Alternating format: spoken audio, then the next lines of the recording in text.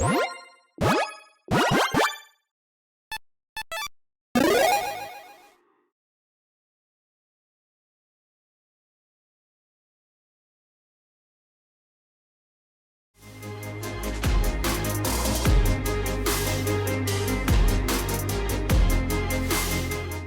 everyone, Mitch coming in for the Commander's Quarters temporary studio. Welcome to the show. What a day it has been. Spoiler season, day 2, lots of twists and turns, and perhaps the most exciting thing, a brand new sword. Apparently, I should say. This one appears to, well, not exactly be a spoiler, but probably more so a leak or, just a mistake in printing by wizards is what seems to happen. Quote unquote mistake. We accidentally printed it in that product. Anyways, here is the apparently translated version of Sword of Forge and Frontier. That is right. The original sword cycle, those 5 swords, I believe now has, 8? And we'll get to some of them here in a bit. But yeah, now is one step further toward completion. And I'm talking about completion like, not like Phyrexian completion, even though this is a Phyrexian set. You know what I mean. An equipment for 3, though, that says equipped creature gets +2/+2 and has protection from green and red. When equipped creature deals combination to a player, exile the top 2 cards of your library. You can play them this turn. You may play additional land this turn, and the equip cost is just 2. So yeah, exact same layout as all the other swords. Again, a 3 mana equipment that costs 2 to equip, gives +2/+2 and protection from 2 colors. These are 2 of the missing color combinations, or sorry, 1 missing color combination. There are 2. It is one of them, red and green. There we go. We got there. And this one, again, like all the other swords, has a trigger on combat damage to a player. And this one is Impulse Draw 2. So while it's technically not card advantage, I mean, it is temporary card advantage is what I should say. Not full card advantage. We just get to keep the cards, use them or lose them, but yeah, you've got plenty of opportunity to do so in the right deck. And of course, also, yeah, we can help you out get some more mana. You can play additional land this turn as well. So ramp further, get more mana to be able to utilize those cards. And yeah, just ramp further ahead of your opponents. And of course, what Commander player out there doesn't like getting more and more lands into play? Well, I'm sure there are some out there that don't like that, but a lot of them do. Yeah, I mean, if you play green, you like getting lands into play. But overall, yeah, an interesting and exciting addition to the sword cycle, which again is now nearly completed. And yeah, let's talk about that cycle. Right after we talk about a card that is very reminiscent of the new sword, and it's not a sword at all. It is Escape to the Wilds, a sorcery for 3 red and green. Exile the top 5 cards of your library. Play the cards exiled this way until the end of your next turn. Play additional land this turn. Very similar to our brand new sword. Again, basically this is, Impulse Draw 5. Play additional land.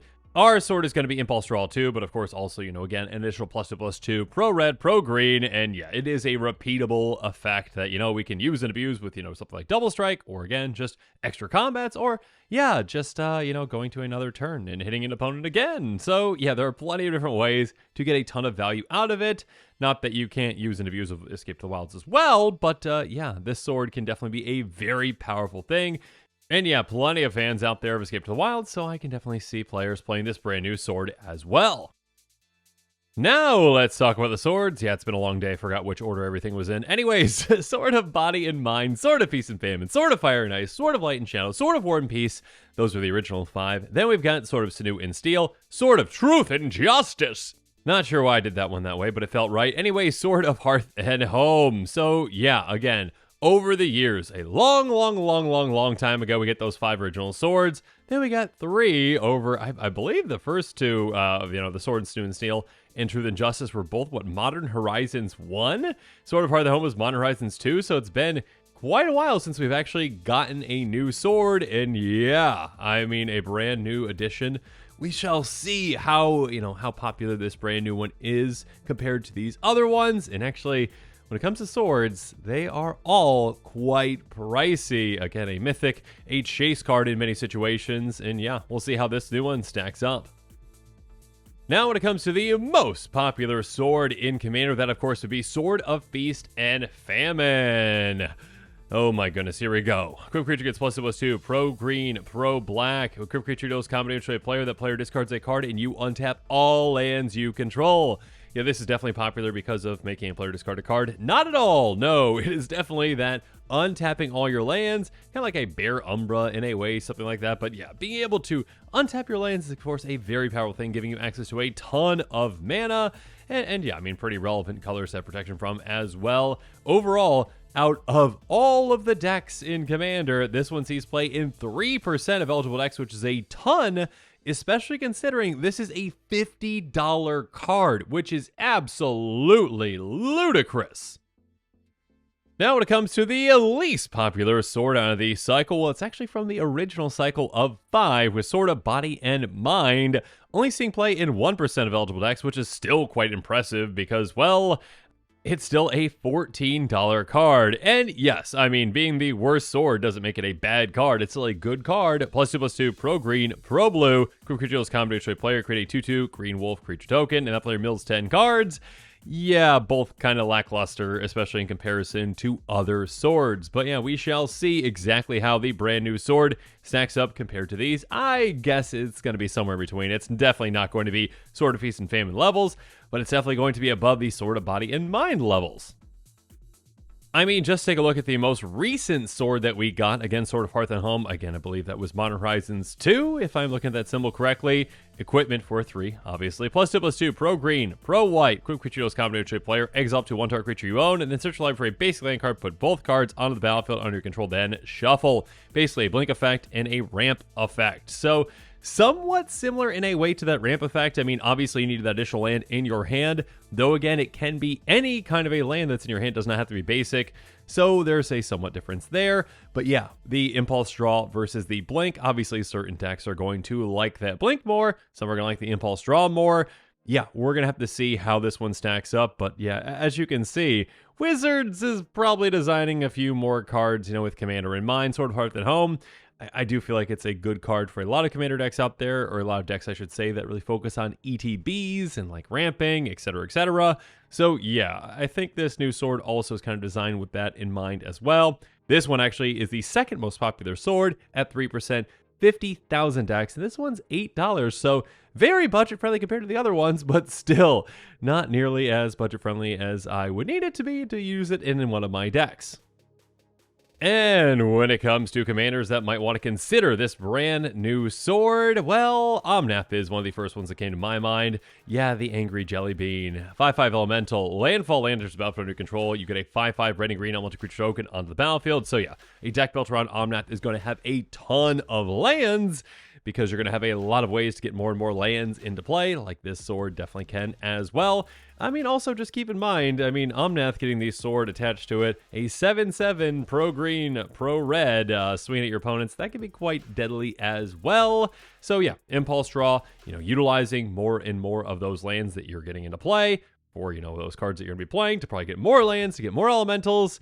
Things get out of control very quickly with a commander like this, and this sword could be a good addition for this kind of a deck. Next up, of course, any kind of an equipment-centric deck is going to want to consider some of these swords. And yeah, Sir Gwyn here of Ashvale definitely might want to consider this new one. 5/5 Vigilance Menace. Whenever a equipped creature you control attacks, you draw a card, lose 1 life. 1 life for 1 card is a very good deal, especially in Commander. Equipment you control have equipped Knight 0. Hey, Sir Gwyn! You just happen to be a knight. Yeah, you can utilize all of your equipment, no matter how expensive those equipment are to equip.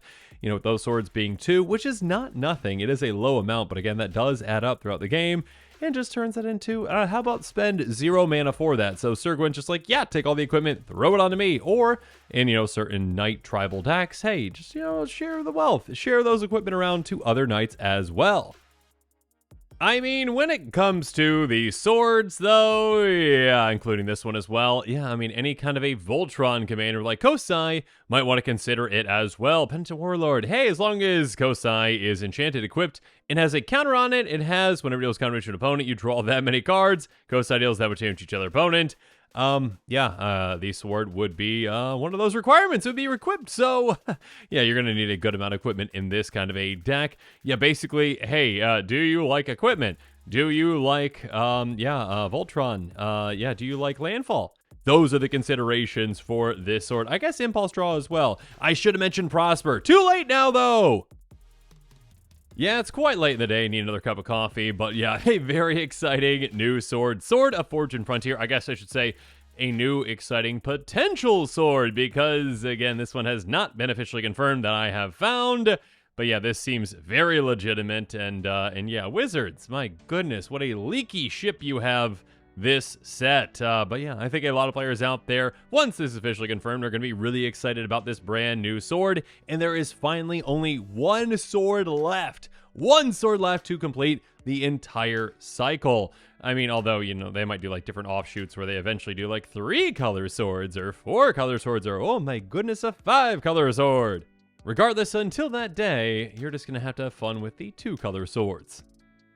So yeah, this episode is now coming to a close, so in the comments below, let me know what your thoughts are on it, and of course, as always, thanks again, and have a good one.